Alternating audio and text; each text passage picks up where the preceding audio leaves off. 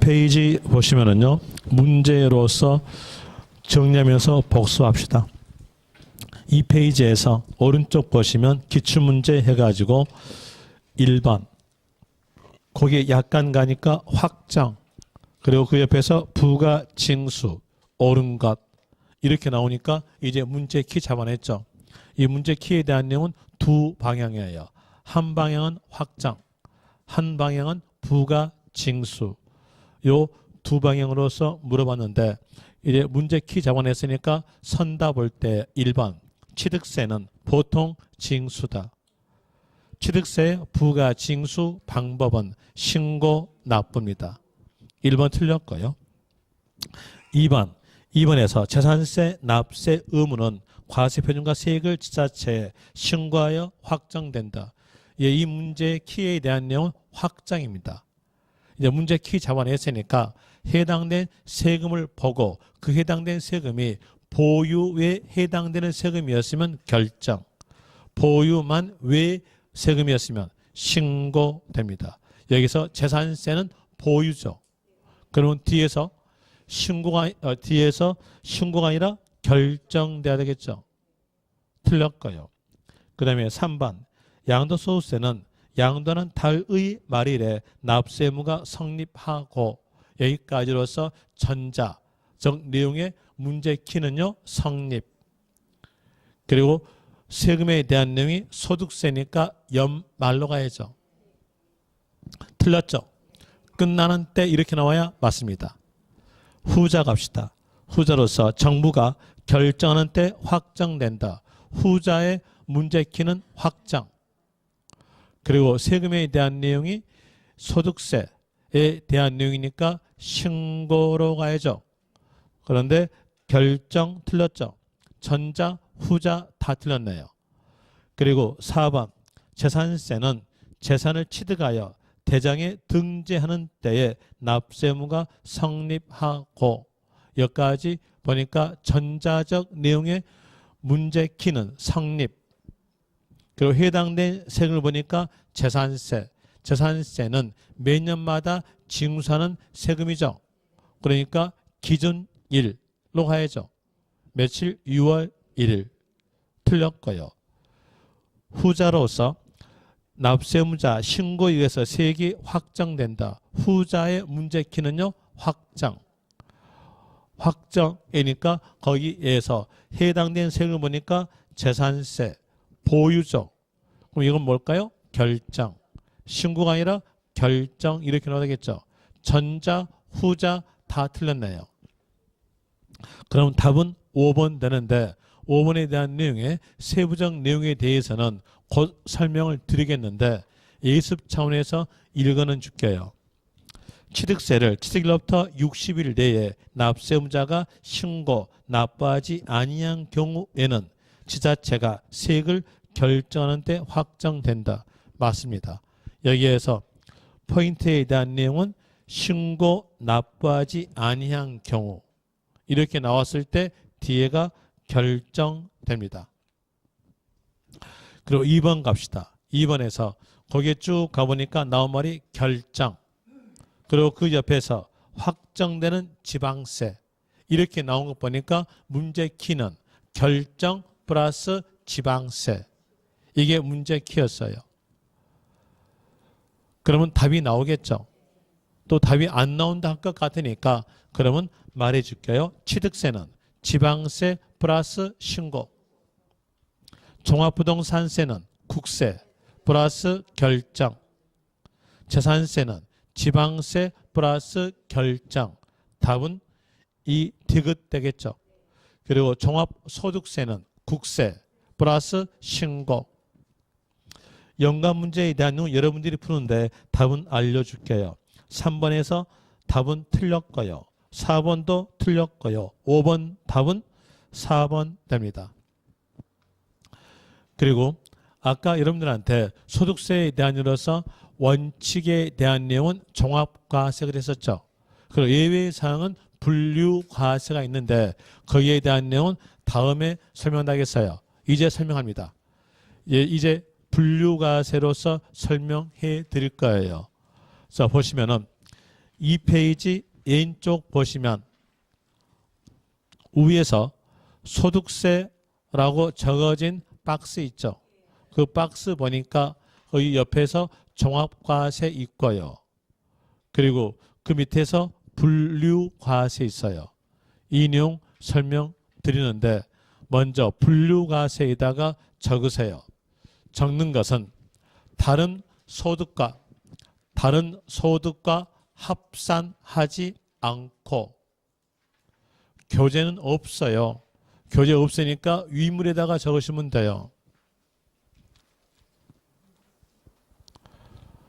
다시 말입니다. 다시 말씀드리는데 위물 밑에서 숫자가 2이라고 적어진 곳 폈으면 거기에서 왼쪽 칸 위에 보시면 박스에서 소득세라고 적어졌을 거예요. 그 내용입니다. 소득세 적어지고 그 옆에서 종합과세 적어지고 그 밑에서 분류과세 적어져요. 거기 분류과세에다가 적으시면 됩니다. 다른 소득과 합산하지 않고 구분과세 이렇게 적으세요. 구분과세라고 적고 구분이라는 단어에다가 동그라미 치면 돼요. 구분과세 저 동그라미 치고 거기에 해당된 것으로서는 양도소득, 퇴직소득 이렇게 두 개 있는데 양도를 기억하세요. 양도를 기억하시라고 양도에다가 동그라미 치면 됩니다. 이제 설명드릴게요. 그래서 분류과세 그랬죠. 이 분류과세란 말은 소득세를 세 개로 분류하겠다는 뜻이에요. 거기에서 하나는 합쳤죠. 합쳤고 그럼 두 개는요. 합치지 않겠다로 나온 겁니다. 양도와 퇴직은 합치지 않는 거예요. 합치지 않고 혼자 따로 가세겠다 이런 내용인데 왜 합치지 않고 혼자 따로 가세냐면 세금액을 산정할 때 합쳐서 세액 산정하면 엄청나게 큰 금액이 나옵니다. 엄청나게 큰 금액이 나온 걸 보고 저희들은 결집됐다는 거예요. 그 결집 효과를 방지하기 위해서 혼자 따로 가세다 이렇게 나온 겁니다. 자, 이 내용 다시 설명드리면은요. 아까 했던 내용과 같이 연결해 봐요. 여기에서 A라는 사람에 대해서 성립은요. 언제 성립입니까? 연말에서 성립되고 확정을 물어본다면요. 그때에 대한 내용은 신고 아니면 결정으로서 어디로 갈까요? 소득세에 대한 내용은 보유 왜 그랬죠? 뭘까요? 신고에 대한 내용은 자연스럽게 성립이 연말이니까 다음 연도로 갑니다. 다음 연도 5월 1일부터 5월 30일까지 신고함으로써 세금액이 확정된다. 이렇게 나옴으로써 요 신고 기간을 보고 확정 신고 기간 그럽니다. 이제 확정 신고 기간으로 물어본다면 다음 연도 5월 1일부터 5월 30일까지 이렇게 나와주는데 여기에 대한 이유로서 세액 산정에서 신고하겠죠. 세액 산정에 대한 내용은 과세 표준을 먼저 정해놓고 거기에다가 해당되는 세율을 곱함으로써 세금액이 산정돼요. 여기서 과세 표준에 대한 내용은 각기 세금마다 법에서 어떻게 산정하라라고 적어져 있어요. 그 적어진 내용대로 과세 표준을 산정하고요. 여기에다가 해당되는 세율을 곱합니다. 이 세율에 대한 내용은 아까 여러분들한테 교재에서 비례세율에 대한 내용과 누진세율이 있는데 설명을 좀 이따 한다겠죠. 이제 설명합니다. 비례세율과 누진세율로서 구성되는데 비례세율은 비례란 말이 곱한다는 얘기예요. 그럼 과세 표준이 따로따로 돼 있으면 따로따로 곱할 수 있기 때문에 그 세금은 비례세율이 적용됩니다. 그리고 누진이란 말은 누적이란 말과 같은 말이에요. 누적은 합쳤다는 얘기예요.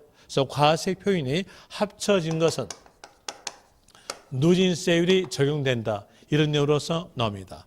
이제 여기에 대해서 어떻게 나왔던 원인을 말씀드렸으니까 여러분들은 비례세율에 대한 내용과 누진세율에 대해서 이해가 될 거예요. 그런데 그 이해적 내용 가지고 문제는 안 풀려요.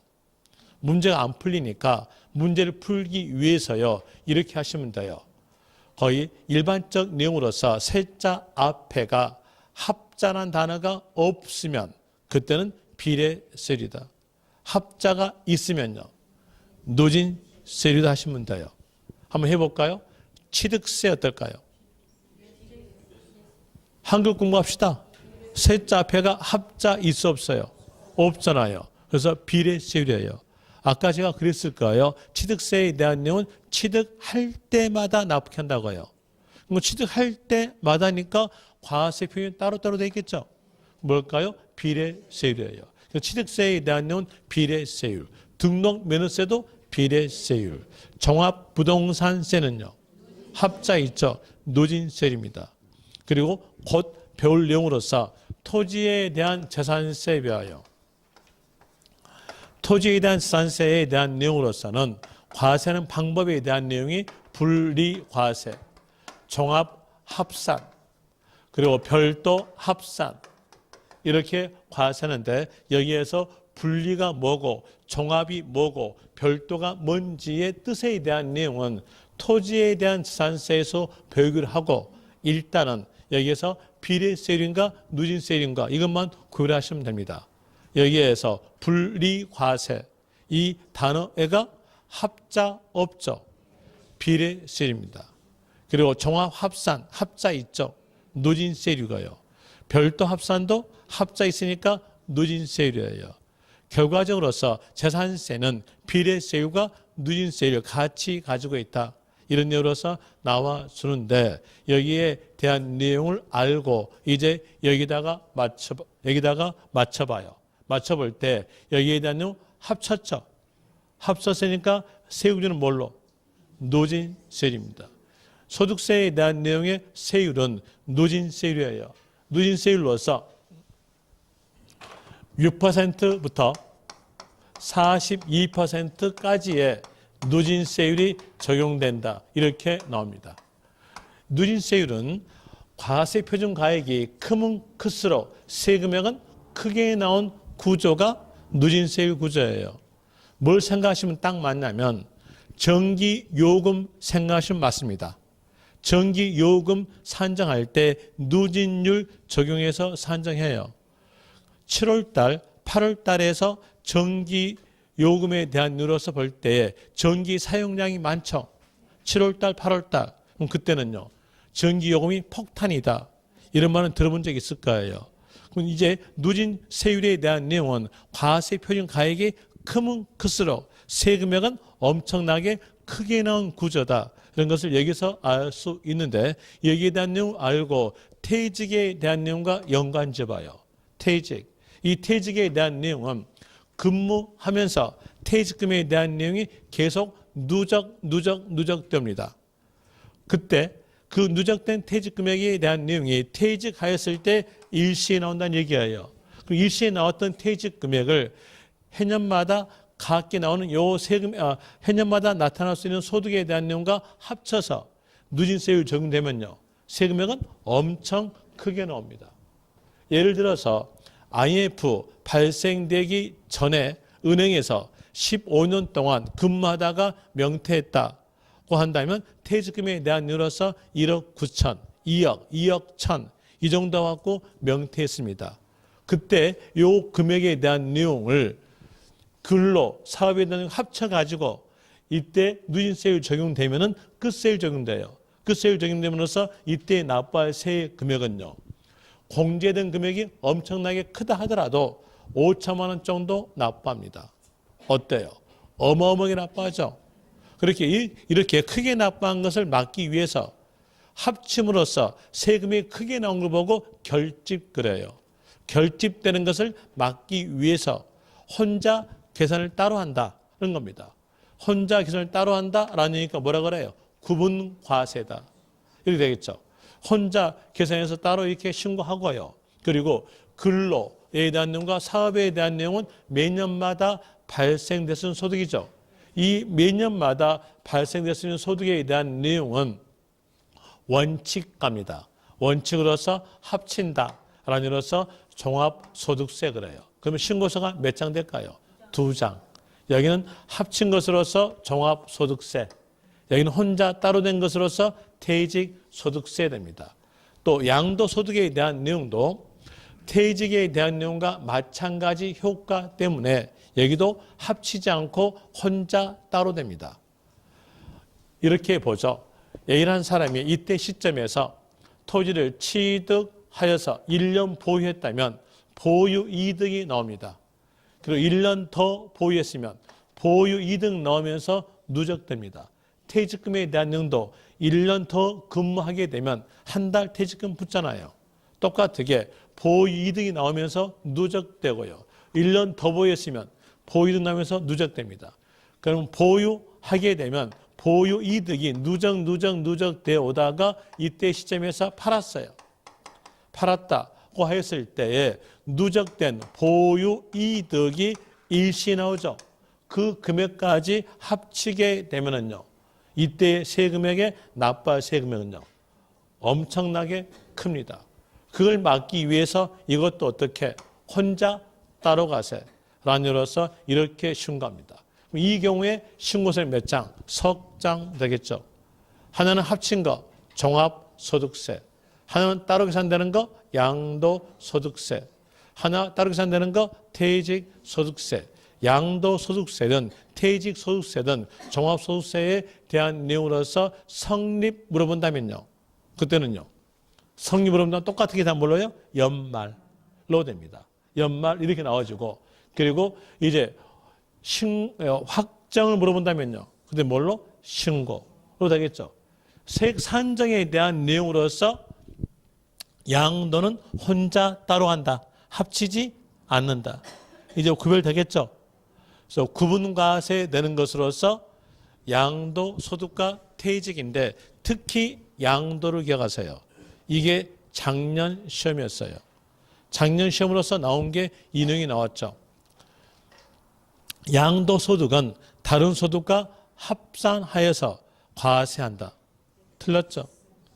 구분과세다. 이렇게 나와야 맞습니다. 그런 의미로서 되는 것이고요. 그리고 또 이제 이 내용으로서 설명을 드렸으니까 다시 여기 볼 때에 모든 세금은 성립되고 확정되죠. 그럼 성립, 확정 이렇게 연결해 봤다는 얘기예요. 그럼 다시 다른 세금도 성립과 확정을 연결시켜 봐야 돼요. 왜? 모든 세금은 성립됐으면 확정되니까요. 그 내용으로서 취득세 가지고 연결해 봅시다. 취득세 가지고 연결해 볼 때에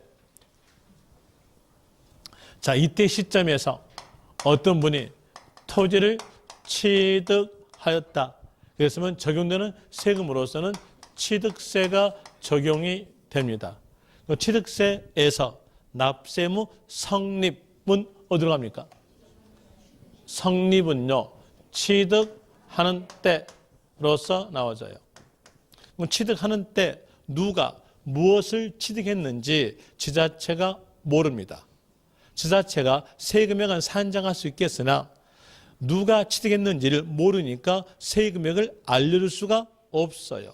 알 수 없음으로써 부가권을 납세 의무자에게 넘겨주면서 납세 의무자의 신고에 의해 세금액이 확정된다. 이렇게 나와져요. 그리고 신고로 나온 원인이 방금 제가 말했던 내용이에요. 그런데 그 내용이 문장으로 만들면 석줄, 넉줄입니다. 그런데 그 내용에 대해서 전부 다 외우려면 힘드니까 외우지 말고 문장을 딱 보고요. 확정이라는 말이 있으면요. 그때는 취득세니까 신고 이렇게 하시면 돼요. 이제 문제로서 판단하시면 됩니다. 문제에서 성립 이렇게 물어봤다면 취득하는 때로 하시고요. 그리고 확정 물어봤으면요. 신고로서 답하시면 됩니다. 그리고 징수권도 납세 의무자에게 넘겨주면서 납부케 함으로써 납세 의무는 소멸된다. 이렇게 나오죠. 이 내용이 부가권, 여기는요 징수권, 합치면은 부가, 징수, 방법으로서 취득세는 신고, 납부를 택한다 이렇게 나와져요. 이제 문제상으로서 구별할 때 성립 물어봤으면 취득하는 때, 확정 물어봤으면 신고, 부가, 징수 물어본다면 신고, 납부다 이렇게 답하시면 돼요. 그러면서 언제까지 신고, 납부하라라고 법에서 신고 기간을 정합니다. 법에서 정하니까 법정, 신고에 대해서 정하니까 법정 신고 기간 그래요. 법정 신고 기간에 대한 내용으로서는 납세무 성립된 날로부터 시작하므로 취득일로부터 60일 내에 신고 납부다 이렇게 나와져요.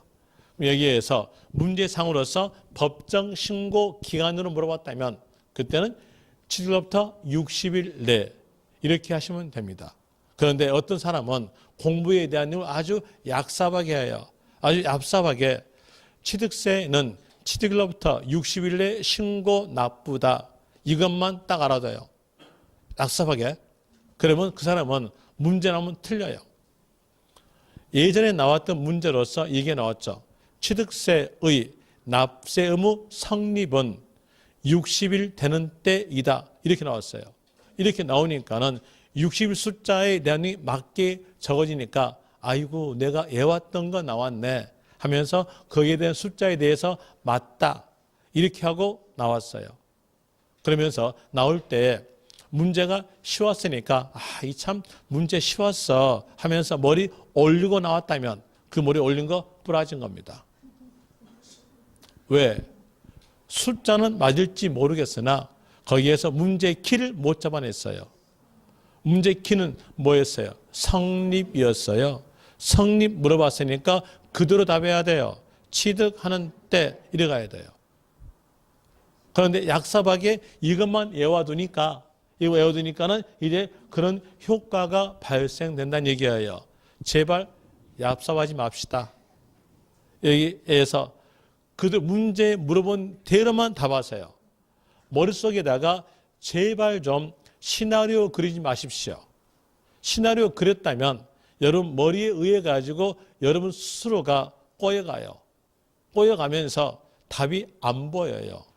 그러니까는 물어본 대로만 답하시면 됩니다. 성립 물어봤으면 그때는 취득하는 때, 확정 물어봤으면 신고로 되고, 취득세의 법정 신고 기간 물어봤으면 취득일로부터 60일 되는 때, 이런 일로서 아시면 됩니다. 이렇게 하고 그리고 이렇게 신고 납부했으면 의무가 끝나는 거예요. 그런데 어떤 사람들은 의무를 이행하지 않는 사람들이 있습니다.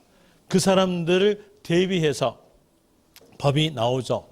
법 나온 것으로서 신고 납부를 이행하지 않았다 이랬을 때 이 내용을 여러분의 가정하고 연결시켜보죠. 여러분의 가정에서 여러분 자녀분들에게 공부하라, 학원 다녀라 라고 의무를 주죠. 그런데 그 자녀분이 학원 다니지 않고 PC방에서 놀고 있어요. 그랬으면 그 자녀분을 그대로 노쇠하고 방치할 겁니까? 아니면 밝혀낼 겁니까? 제가 또 너무 어려운 거 물어봤네요. 밝혀내겠죠. 밝혀내는 기간이 바로 제척 기간입니다. 이렇게 의무를 이행하지 않았으니까 밝혀낸다는 얘기예요. 밝혀냄으로써 그 밝혀내는 기간이 제척 기간이다. 이 제척 기간의 뜻은 밝혀내서 세금액은 얼마다라고 알려준다라는 내용으로서 부가권 그러죠. 부가권을 행사할 수 있는 기간이 바로 제척 기간입니다. 그럼 이 법에서 상황마다 기간을 정해주는데 그 기간이 끝났다면요. 납세의무는 소멸된다. 다시 반대로 법에서 정한 기간이 경과되지 않았다면요. 부가권은 그대로 존재하고 있다. 그래도 되겠죠. 이게 바로 제척 기간에 대한 내용으로서 이제 뜻에 대한 내용으로서 위인물에서 3페이지에 나와져요. 위인물 3페이지 보시면 맨 위에서 왼쪽에서 제척기간이란 법정 기간의 경과로서 당연히 권리의 소멸, 이 권리는 부가권을 말합니다. 적으시면 돼요. 부가권의 권리, 소멸을 가져오는 것. 이제 이 내용을 반대로 해서 법에서 정한 기간이 경과되지 아니한 경우 이렇게 나왔으면 부가권은 존재한다의 기간을 보고 제척 기간 그럽니다. 그리고 법에서 정한 기간은 상황에 따라서 적어지는데 거기에서 일반적 경우에 대한 내용으로서는 기억, 니은, 디귿이 국세든 지방세든 일반적 경우입니다. 그 일반적 경우부터 볼 때에 기억에서 거기에 약간 가니까 사기 나왔죠. 또 그 옆에 부정 나왔죠. 부정이란 말은 이중장부를 말하는데 적을 필요 없고요. 사기, 부정 나왔으면서 제척기간 물어본다면 그때는 10년 됩니다.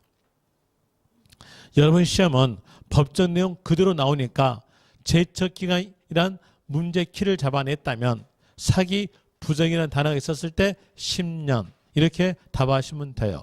그러면 그 문장으로서 두 줄이 다 암기된 겁니다.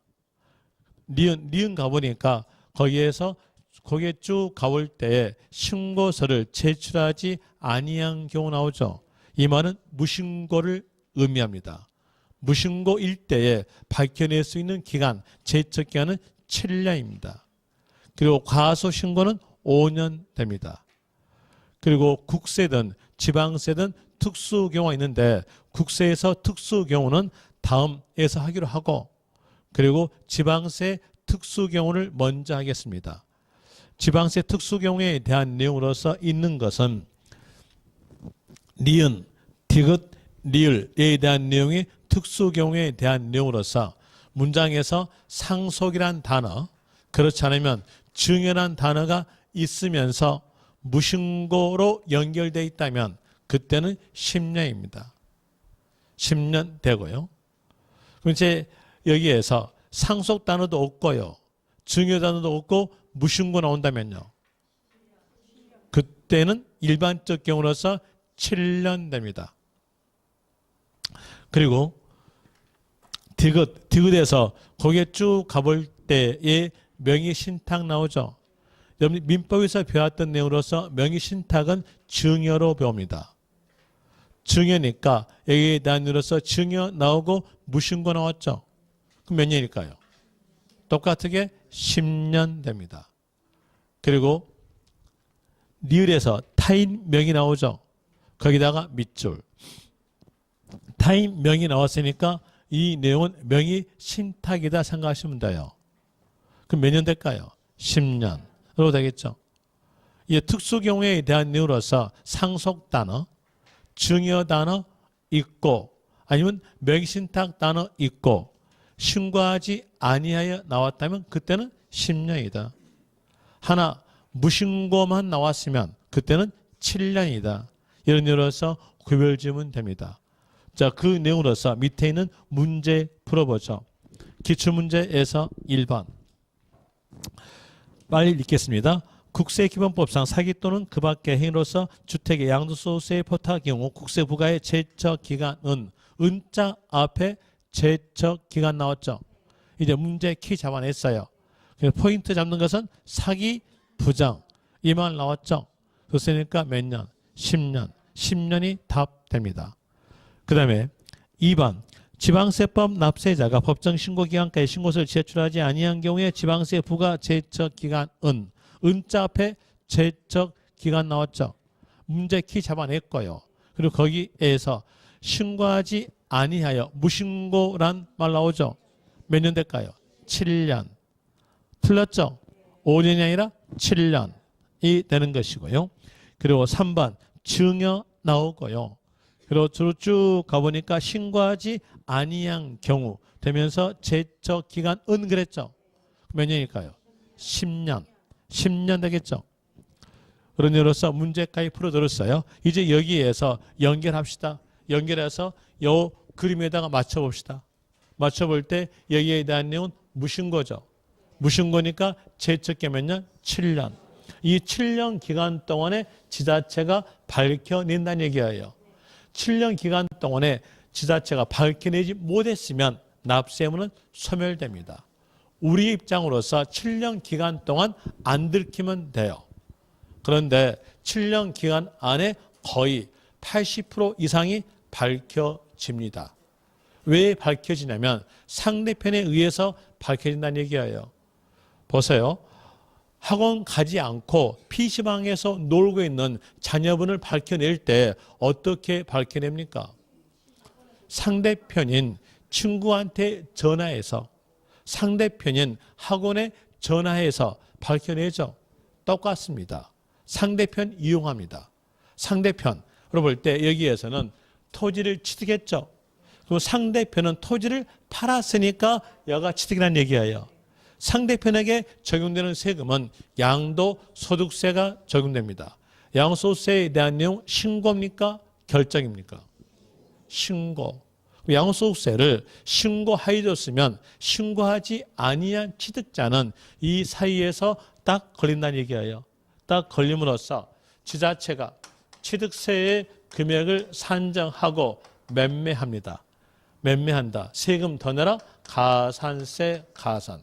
당연히 매매해야겠죠. 자, PC방에서 놀고 있는 자녀분을 밝혀냈을 때에 그대로 집으로 모셔올 겁니까? 아니면 한 대 때리고 올 겁니까? 저 같으면요. 때린데 또 때립니다. 매매해야죠. 매매하니까 세금 매매로서 더 내라 하고 지자체가 세액을 산정하니까 결정세의 금액 이렇게 나와져요. 이제 볼 때에 원칙은 취득세에서 확정의 원칙은 신고. 예외사항으로서 신고, 납부를 이행하지 아니한 경우 이 말 나왔으면요. 결정. 되겠죠? 자, 아까 했던 내용의 문제 보세요. 문제 볼 때 2페이지에서 오른쪽에서 1번에 선당 5번. 아까 설명한다고 했어요. 선당 5번 보니까 취득세 나오죠. 그리고 뒤에서 보니까 신고 납부하지 아니한 경우 이 말 나오니까 뭘까요? 결정. 만약에 신고 납부하지 아니한 경우 이 말이 없다면요. 그때는 뭘로? 신고됩니다. 이 말이 있기 때문에 신고 납부하지 아니한 경우 이 말이 있기 때문에 뭘까요? 결정이 나와져요. 됐죠? 그리고 다시 이제 여기서 연결합니다. 결정해서 당신 들켰습니다 라고 알려줘야죠. 뭘 알려줄까요? 고지서로. 고지서로서 발부됩니다. 그리고 고지서에는 언제까지 납부하라 라고 납부 기간이 적어져요. 이 납부 기간이 경과되었다면 연체 이자자 성격의 벌칙금인 가산금이 가산된다. 이렇게 나와집니다. 그리고 가산금에 대한 내용은 체납조세 3%가 가산된다. 이런 내용으로서 나와주는데 이제 여기에서 가산세와 가산금에 대한 내용 구별할 줄 아셔야 돼요. 세법이 어렵다는 것이 용어적 내용이 비슷비슷합니다. 아까 보세요. 아까 볼 때 사업소에 관련된 세금, 또 사업소득으로서 요 두 내용이 완전히 다르죠. 완전 다르는데 글자는요. 세 글자가 같아. 그러다 보니까 이게 구별이 안 되면서 이중과세다 이런 내용이 나옵니다. 세법은 글자들이 비슷비슷해요. 그렇기 때문에 이 내용 때문에 어렵다고 하는 겁니다. 여기에 대한 이유로서 구별할 줄 아셔야 되겠죠. 그래서 사업소세에 대한 내용도 구별하시라고 이걸 명칭을 바꾸잖아요. 뭘로? 제3분 주민세액이 바꾼다는 얘기입니다. 그럼 이제 여기에 대한 내용은 이제 구별할 줄 아셔야 돼요. 내년 시험 보실 분은 구별 안 해도 되겠으나 올해까지는 구별하세요. 이제 구별하시는데 여기 보니까 여기는 가산세 세자 붙었죠. 여기는 세금입니다. 아까 제가 말씀드릴 때 맨 처음에 여러분 말씀드릴 때 조세 안에다가 끝에 세자가 있으면 그건 세금이다. 세목이다 하시면 되는 거예요. 이건 세금입니다. 세금이고 그리고 여기에서 가상금자 붙었죠. 이건 벌칙금이에요. 이런 내용으로서 나와주는데 이 내용의 구별에 대한 내용은 이렇게 하시면 돼요. 여기에서 고지서 발부되기 전에 있는 것은 가산세예요. 그리고 고지서 발부된 후에 있는 것은 가산금이에요. 이렇게 그림상으로서 구별하시면 됩니다. 그런데 여러분 시험에서 그림은 안 나와요. 다행스럽게도 그림이 안 나옵니다. 문장으로 나와요. 그 문장으로 나오면 이제 그 문장에 대한 내용이 가상금의 뜻에 대한 내용도 한 문장으로서 석 줄이고요. 가산세에 대한 내용도 한 문장으로서 석 줄이에요. 그 석 줄 내용을 전부 다 외워서 문제를 풀었다 하더라도 계속 틀려요. 왜? 포인트를 못 잡으니까요. 포인트를 잡는 게 이제 그 문장에서 눈에 밟힙니다. 자, 여기에 대한 내용을 봅시다. 자, 여기 볼 때 가산세. 가산세는 어땠을 때 매매하는 겁니까? 자, 의무를 이행하지 않았을 때 매매하는 거잖아요. 그렇으니까 여기에 가산세에 대한 뜻에 관한 내용의 문제에서는 어떤 말이 꼭 있으냐면 의무란 단어가 있어야 돼요. 의무란 단어가 있으면 가산세 뜻이다 하시면 됩니다. 원래적 내용은 이렇게 나오죠. 의무를 이행케 하기 위해서. 그렇지 않으면 의무를 이행하지 않았을 때 이렇게 나오져요.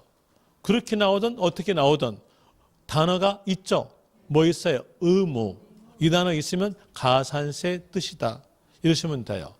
그리고 하나 조심하실 점으로서 끝에 가셔서 가산금은 가산세에 포함되지 않는다. 이 내용을 조심하시면 됩니다. 당연히 가산세에는 가산금 포함되지 않은 거예요. 자, 보세요. 그림 보세요. 그림 보니까 가산금이 뒤에 있죠. 뒤에 있는 것이 앞에 들어간다? 앞에 포함시킬 수 없는 거예요. 미래의 것이 과거로 들어간다? 안 맞잖아요. 그래서 법에서는 가산세에는 가산금은 포함되지 않는다. 이 말이 나온 겁니다. 그리고 가산금에 대한 내용은 고지서 발부된 후에 있는 거죠. 고지서 발부된 후에 있는 거니까 문장상에서는 고지된 후다라는 것을 알려주기 위해서 꼭 그 문장에다가 고지란 말을 적어줘요. 그럼 고지 이 말이 있으면 이 내용은 가산금이다 하면 되겠죠. 이런 내용으로서 구별하시면 아주 쉽게 구별이 돼요. 뭐 여러분 교재상으로서 구별해 볼까요? 교재상으로서 가산세와 가산금에 대한 내용에 대해서 설명된 것은 확정에서 설명되지 않고 확정 앞 페이지에서 설명됩니다. 거기에서 31페이지 보세요. 교재 31페이지 보시면은 16번에서 가산세 및 가산금 나오죠. 거기에서 1가로 가산세에서 동그라미 1번 의 나오잖아요. 의 나올 때에 거기 오른쪽으로 약간 가보니까 어떤 단어 나왔어요? 의무 나오죠. 거기다가 동그라미. 그 단어 있으면 가산세 뜻이다 하면서 그 문장 끝으로 가세요. 끝에서 조심하실 점으로서 가산금은 이에 포함되지 않는다. 이 내용으로서 아시면 되겠죠. 그러면 이 한 문장으로서 석줄은 다 암기된 겁니다. 그리고 비교까지 할 수 있을 것이고 D페이지 볼 때에 D페이지에서 페이지에 다녀서 37페이지 폈다가 다시 그 페이지로 올게요. 37페이지에서 2가로 가산금 나오죠. 거기에서 의로서 보니까 한 문장으로서 여기도 석줄입니다. 석줄인데 구별할 수가 없으니까 이제 읽어드려 봅시다. 읽어드릴게요. 가상금이란 조세를 납부기한까지 납부하지 아니한 때에, 거기서 납부기한까지 납부하지 아니한 때에다가 밑줄. 이 말이 있으나 뒤에서 고지 세액이 나오죠. 고지 나오죠. 고지 나왔으니까 어떤 내용의 뜻이냐면 가상금 뜻이다. 그래서 고지란 단어에다가 동그라미 치면 돼요. 만약에 고지란 말이 없이 납부하지 아니하거나 이 말 나왔으면 그때에 대한 내용은 납부 불성실 가산세를 말한 겁니다. 그래서 고지가 포인트예요. 그리고 거기 밑에서 일반 가상금은 3% 돼 있죠. 3%에다가 밑줄 치면 됩니다. 숫자니까 금방 찾을 거예요. 100분의 3이 3%죠. 거기다가 밑줄 치면 됩니다. 이게 가산금이에요. 이렇게 하게 되면 여기다 눌러서 한 문장으로서 7줄을 다 암기한 겁니다. 그리고 가산세에 대한 눌러서 다시 갑니다. 가산세에 대한 눌러 다시 가볼 때에 31페이지에서 가산세 나오죠. 이 가산세의 세부적 내용은 10분 쉬었다가 설명드리겠습니다.